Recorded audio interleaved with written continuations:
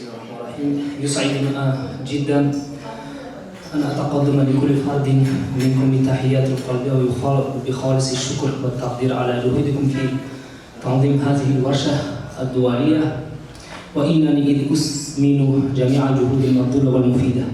أولاً أود أن أتقدم شكري إلى بروفيسور ألفريد بوستانوف من جامعة أمستردام، ثانياً إلى أستاذنا سامي تيارجين من مركز الأبحاث للتاريخ والفنون والثقافة الإسلامية، وأخيراً إلى صديقي فيليب خسندينوف من معهد الدراسة الشرقية باسم البيروني في طاشقند. Çok teşekkür ederim. Burada bu organizasyonu yapan herkes için çok teşekkür ederim. Özellikle Alfred Gustanov Hoca'ya teşekkür ederim. Samet Yalçın, İRSİKA'nın başkanı olan Samet Yalçın Hoca'ya teşekkür ederim. Filip Husnetdinov,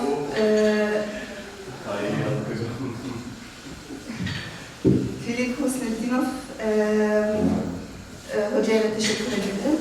Burada bulunmaktan memnunum.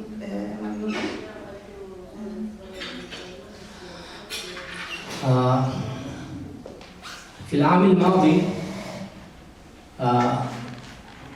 تلقيت مهمة من إدارة مركز الحضارة الإسلامية في أوزبكستان مع زميل الدكتور عبد الشكور جوال لزيارة منزل عائلة باباخانوف ولتسجيل وكتابة القائمة الكتب لتلك العائلة. وأشخاص عائلة باباخانوف هم الذين كانوا الشخصية الرئيسية للمسلمين في فترة الاتحاد السوفيتي في طاشقند في النصف الثاني من القرن العشرين.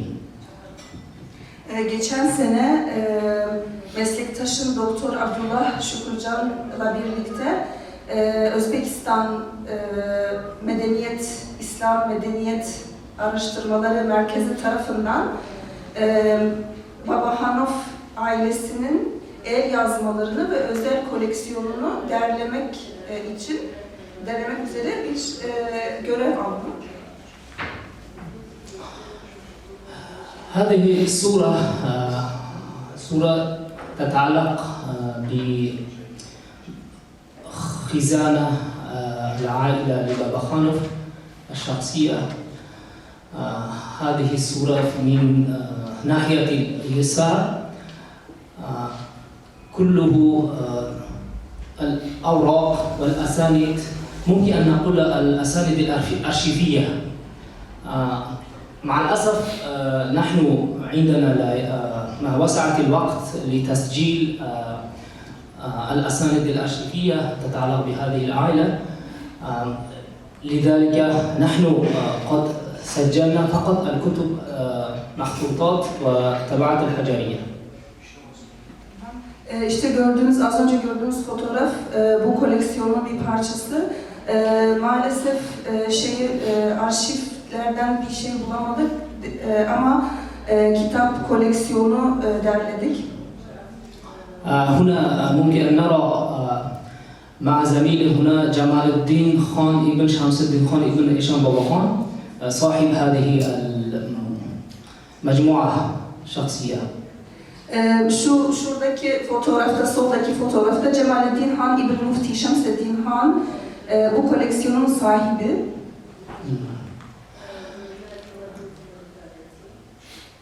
أول ترقيم مجموعات الكتب الشخصية لعائلة باباخانوف قبل 20 سنة قد بدأ من قبل الشخص كاراكالباكية اسمه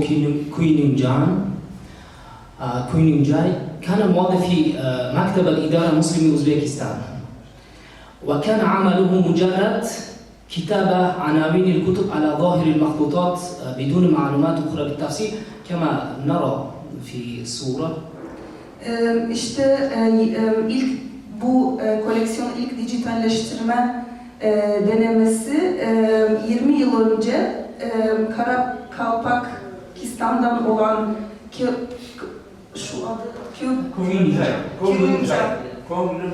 Kuyuncay tarafından yapıldı ama sadece kitapların isimleri yazıldı. Başka bir kitapların isimleri ve yazarları vardı. Başka detay yoktu yani yazılmadı. بعد أن قمنا بإعمال قائمة الكتب من المخطوطات والليثوغرافيا طباعة حجرية، أصبح صاحب مجموعات الكتب الشخصية أعني عضو العائلة على علم بالأسماء الكتب وعددهم المعين بالمجموعة، منها أكثر من 100 مخطوطات وأكثر من 300 طباعة حجرية. أيضا بعض كتب المجموعة عبارة عن مجموعة بها العديد من الرسائل المجمعة في مجلد واحد. هذه القائمة؟ نعم القائمة التي قمنا بعمله بلغة أوزبكية. Bu da hocanın Özbekçe derlediği bu özel koleksiyondan kitaplar ve 122 tane el yazması ve litografik taş basma olan kitaplar var. Bazı kitaplar da koleksiyon, yani bir kitabın içinde birkaç tane kitap. إيشون بابا خان هو الشخص المشهور في آسيا الوسطى في القرن العشرين. هو أول من سمي هذه المجموعة باسمه. قد ولد في مدينة طشقند القديمة في عائلة الشخص مشهور، وبعد سنرى هو أول من مؤسسي الإدارة المسلمي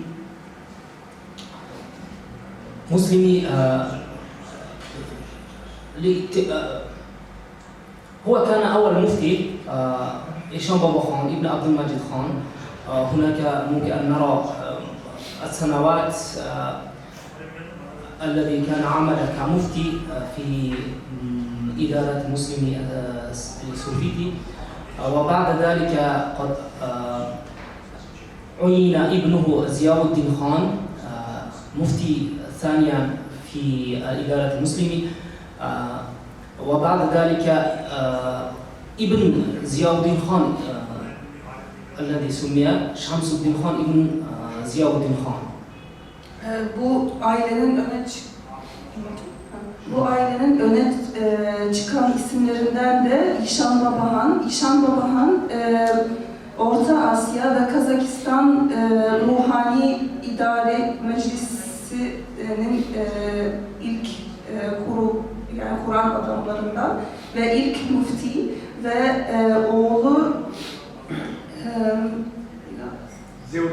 oğlu Ziyaddin Han ikinci müftiydi. وأجنسي شمس الدين خان. هناك ممكن أن نرى سنة ولادته إيشون بابا خان في مدينة طشقند التابعة لخانات الخوقند في عائلة عبد المجيد خان بن يونس خوجا إيشون الذي كان مدرسا في مدرسة موي مبارك لسنوات عديدة. بعد وفاة والدته ذهب إيشون بابا خان البالغ من العمر 6 سنوات أن يعيش تحت تربية جده يونس خوجا إيشون. وبعد وفاة جده بدأ أن يعيش مع عمته أخت والده بيبي سارة. عندما كان إيشون بابا خان يبلغ من العمر 12 عاما أرسلته عمته بيبي سارة إلى بخارى للدراسة في مدرسة ميرعاء، وخلال دراسته التزم مع أستاذه دومنات كرونشا وتبع بالطريق النقشبندي. وفي ذلك الوقت كان قاضي محي الدين خوجا في مدينة بخارى مع شؤون التفتيش مع الوفد من تركستان. وبعد عودته قاضي محي الدين خوجا أخذ إيشون بابا خان معه إلى طشقند، حيث شرع التدريس لأول مرة في مدرسة سراي توش مع أخو جون أخو، ثم في مدرسة بوكالدوش. آنذاك كان في المدرسة المدرس المفسر المدرس ميون ملك مخصوم. İşan Baba Han 1858'de Taşkent'te doğdu ve ailesine, Abdülmecid Han bin Yunus Havaca İşan'ın ailesine annesinin vefatından sonra 6 yaşında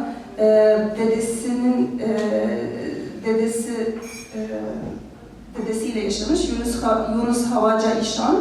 Dedesinin vefatından sonra da halasıyla yaşamış. Babasının kardeşi Bibi Sara. 12 yaşın, İşan Babahan 12 yaşındayken onun halası onu Buhara'ya okumak üzere, ilim almak üzere göndermiş. Sonra ilim alırken de hocası Damla İkramca idi ve Nakşibendiye tarikatına mensuptu.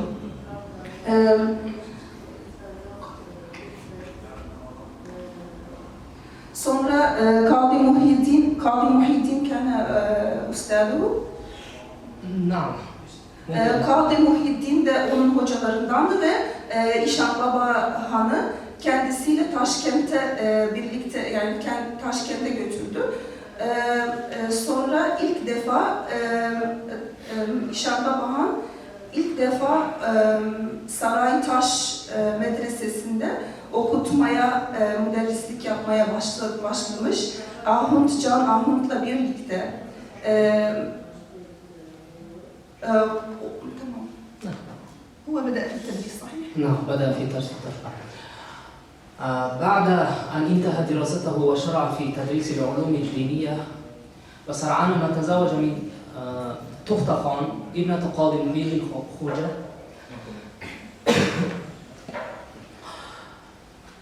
أدى هذا الزواج إلى رفع الوضع الاجتماعي لإيشان بابا خان وأعطى له من قبل القاضي قطعة أراضي مساحتها 120 هكتارا في قرية يناغش بالقرب من طشقان، ونسب كإمام الخطيب في مسجد تلاشاخ في طشقان. في وقت لاحق قام أيضا بالتدريس في مدرسة أم المبارك. وفي عام 1896 عند ولادة طفله الثالث توفيت زوجته تخت خان. بعد فترة تزوج إيشان بابا خان بسلامة خان ابنة صديق خوجة طشقان. كان والد سلامة خان أحد الأغنياء في طشقان معروف بالصديق حاجي باي. وكما قيل سلامة خان قد أخذ معها عدة مجموعات من الكتب كمخطوطات وتبع حجرية تتعلق بعلوم الشتى من بيت أبيها. في عام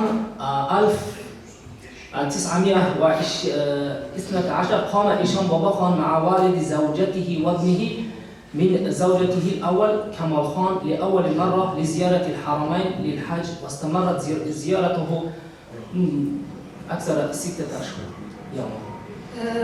İlim tahsilini bitirdikten sonra ve okutmaya, müderrislik yapmaya başladıktan sonra İşan Baba Han Tohtahan'la evlenmiş ve bu evliliği ona bir sosyal statü katmış.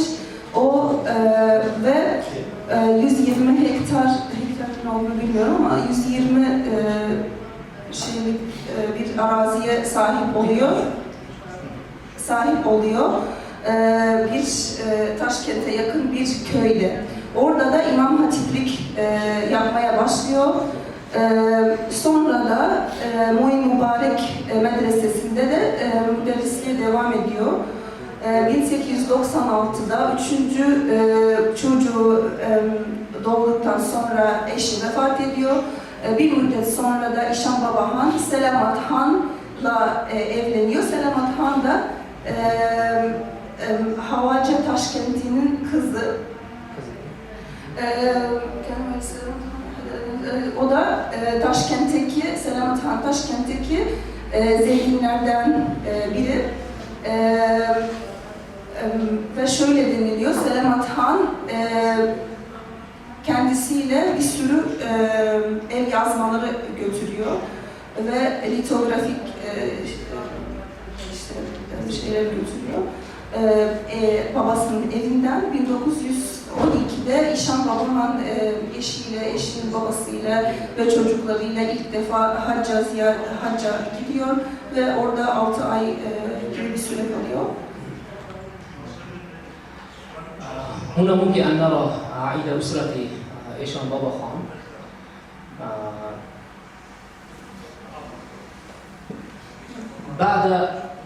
بعد احتلال الروسي في عام 1927 بعد إغلاق المؤسسات الدينية وقمع رجال الدين من قبل الحكومة السوفيتية، وتمت مصادرة الأراضي التي تحت تصرف إيشان باباخان في كانون الأول ديسمبر. تم إخلاء عائلة إيشان باباخان التي تتكون من 13 شخصا من منزلهم الواقع في حي حضرة الإمام خستي مشهور، وتم فرض ضريبتها على الأسرة بمبلغ 5,000 روبل. وفي عام 1937 اتهم إيشان باباخان وابنه زين الدين خان بالتدريس لعلوم الدين وتم سجنهما. تتذكر صافية خان ابنة إيشان باباخان: في اليوم الذي حبس فيه والدي أخذوا جميع كتبنا التي ذات قيمة وثمينة ومخطوطات عربية وكل ما كتب بالحروف العربية من بيتنا.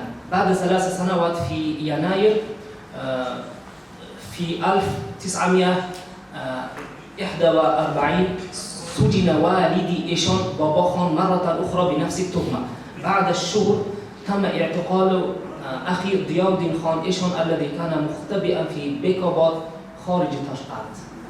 1927'de dini her şey, yani dini enstitü, müessesat,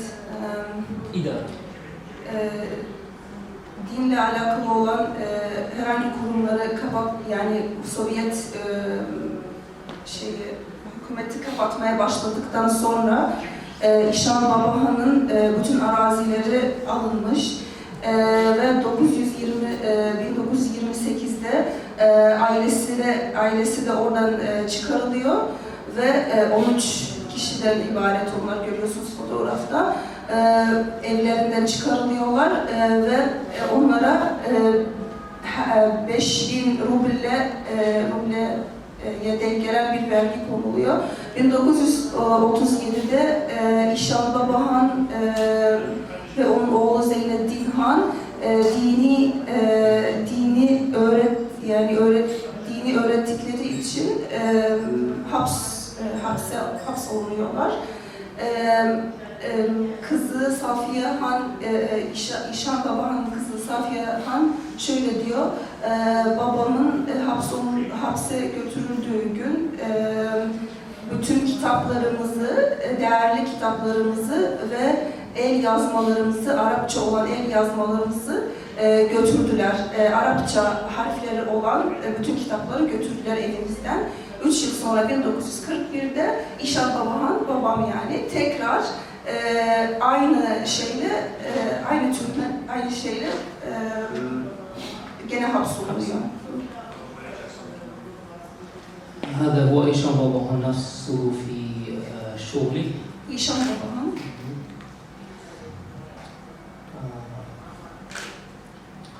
وهناك تبدأ عمل إيشان باباخان كرئيس في إدارة مسلم روحية لمسلمي الحكومة الاتحاد السوفيتي، وتم تأسيس الإدارة المسلمين.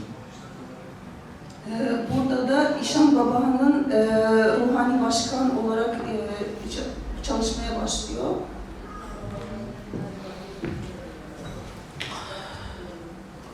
وبعد إيشان باباخان الشخصية الرئيسية الثانية التي كان ولده ضياء الدين خان ابن إيشان باباخان قام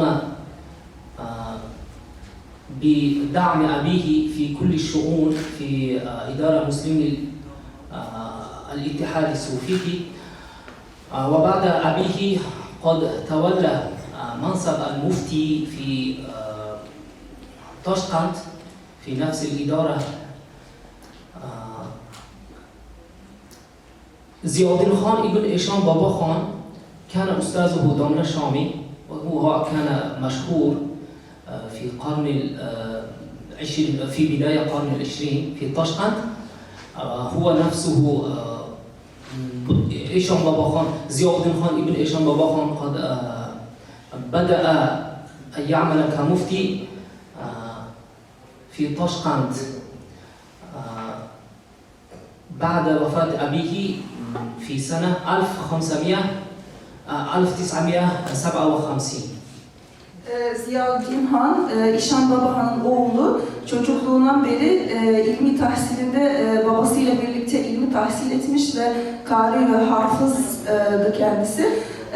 Sonra da babasıyla birlikte, babasından sonra müftülük yapmış Taşkent'te. Ve babasının bütün faaliyetlerine, babasının yaptığı faaliyetlere devam etmiş. Babası vefat ettikten sonra 1957'de.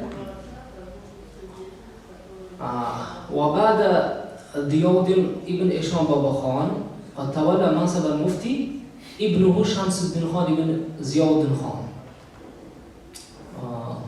ممكن أن نرى في صورة في جانب اليسار أمام ضياء الدين خان. Ne ismi bu? شمس الدين خان. Şemsüddin Han, Ziyaüddin Han'ın oğlu, yani İşan Baba Han'ın torunu oluyor. O da kendi babasından sonra da müftülüğe devam etmiş.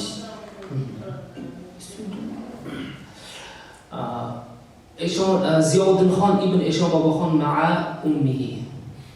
İşan Baba Han oğlu Ziyaüddin Baba Han, Ziyaüddin Han annesiyle. هذا هو شمس الدين خان المفتي الثالث. Bu da üçüncü müftü Şemsüddin Han, yani İşan Baba'nın torunu. هذا في خلال جرى أعمال شغل في المفتيات. Bu da müftülükte çalışırken iş yerinde. مع زعماء عصره. Meşhur kişiler. Tamam. Bu da diğer evet ruhani yani liderlerle birlikte. لقد بحث ممثل هذه العائلة عن شجرة ونسب عائلتهم لسنوات عديدة وتوصلوا إلى استنتاج التالي.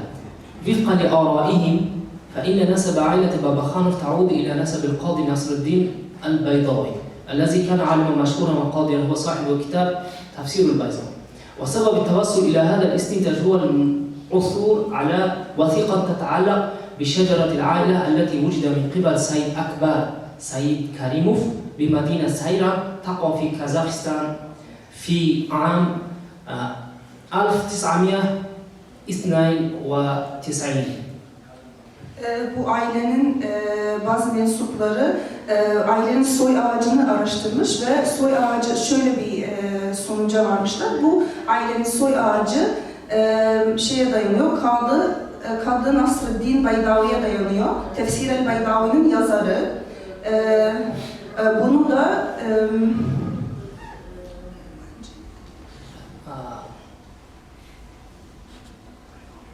يعني هم يتصلون نسبهم بدعم وثيقة تاريخية شجرة. Bu da tarihi bir belgeye dayanıyor. Sayram, Kazakistan'daki Sayram şehrinde bulunan bir şeye dayanıyor, belgeye dayanıyor. Seyyid Ekber, Seyyid Ekremov'un bulduğu bir belge. بعض آراء أعضاء العائلة بابا خانوف حول جمع الكتب الشخصية. في الصورة هناك قاضي مشهور في القرن التاسع عشر في طشقند محي الدين خوجة قاضي الذي قد مر ذكره حينما كان رئيس الوفد الذي أرسل من قبل الحكومة الروسية إلى بخارى لتفتيش حالات التدريس في مدارس بخارى وأخذ معه إشان بابا خان إلى طشقند وبعد ذلك أدى ابنته للزواج إلى إشان بابا خان.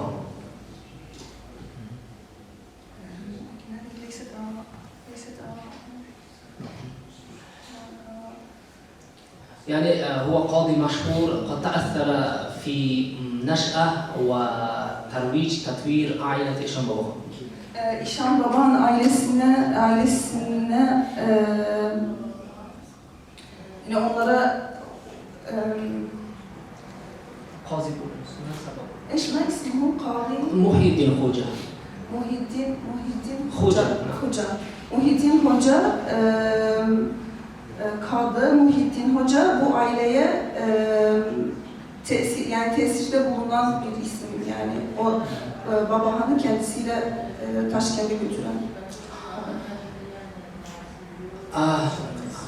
على الخصوص كان مجموعة الكتب الخاصة بعائلة باباخان موجودة في البداية في حي حضرة الإمام في مدينة طاشقند الذي صدرت قد مر ذكره من قبل الحكومة السوفيتي.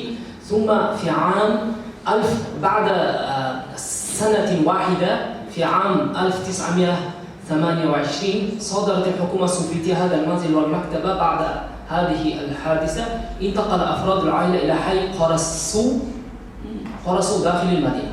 وفقا لأفراد العائلة تم إنشاء المجموعات الخاصة من الكتب المخزنة في منزل أجدادهم عبد المجيد خان ويونس خان وغيرهم، وبقبول 1000 كتاب تلقاها سلامت خان زوجة ابن إيشان باباخان من والدها.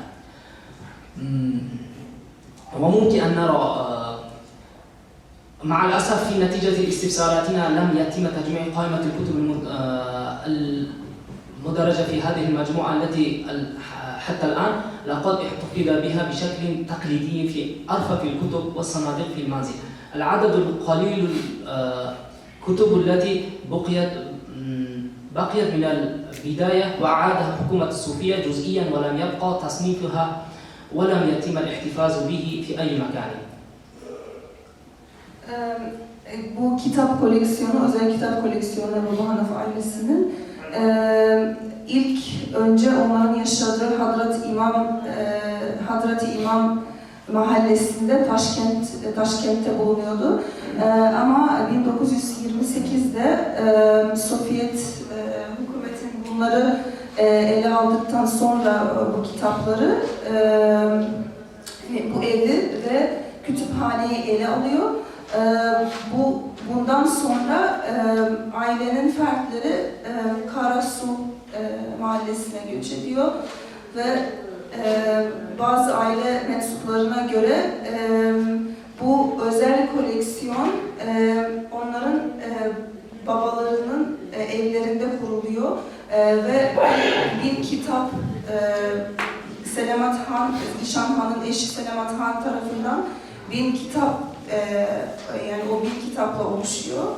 1943'te ruhani Orta Asya'nın ruhani meclis tarafından bu kitapları buna izin verildikten sonra bunlar eve geri dönüyorlar, o kitaplar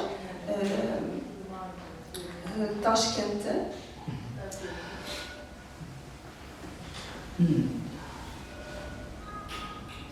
في الصورة ممكن أن نرى داخل خزانة المكتبة لمسلمي إدارة المسلمي أوزبكستان.